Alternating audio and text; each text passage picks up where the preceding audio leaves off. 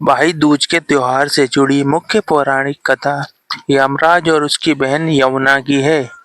इसलिए इसे यम द्वितीया भी कहा जाता है। यमराज और यमुना की कथा। मान्यता है कि सूर्य देव के पुत्र यमराज मृत्यु के देवता और पुत्री यमुना यमुना नदी थे। यमुना अपने भाई यमराज से बहुत स्नेह करती थी और उन्हें बार बार अपने घर पर आकर भोजन करने का न्योता देती थी। यमराज अपनी व्यस्तता के कारण यमुना के घर नहीं जा पाते थे। एक बार कार्तिक मास के शुक्ल पक्ष की द्वितीया तिथि को यमराज अपनी बहन यमुना के घर पहुंचे।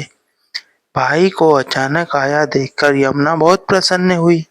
उन्होंने पूरे आदर सत्कार के साथ अपने भाई का स्वागत किया, उन्हें स्नान कराया, विभिन्न व्यंजन परोसे और प्रेम पूर्वक भोजन कराया और माथे पर तिलक लगाया।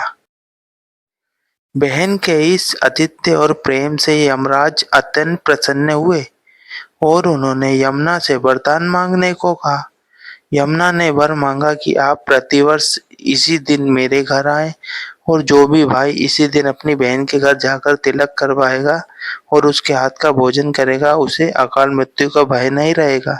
यमराज ने तथास्तु कहकर यमुना को ये वरदान दिया। तभी से ये पावन पर्व मनाया जाने लगा। इस दिन ये परंपरा बन गई कि बहनें अपने भाई को तिलक लगाकर उनकी लंबी उम्र, सुख, समृद्धि, कल्याण की कामना करती है और भाई अपनी बहन को उपहार देकर उनकी रक्षा का वचन देते हैं। भाई दूज की एक अन्य कथा भी है।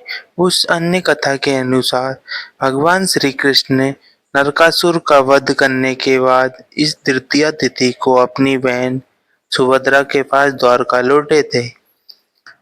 उनकी बहन सुभद्रा ने फल फूल, मिठाई और दीपों से उनका स्वागत किया और उनके मस्तक पर तिलक लगाकर उनके दीर्घायु और कल्याण की कामना की थी।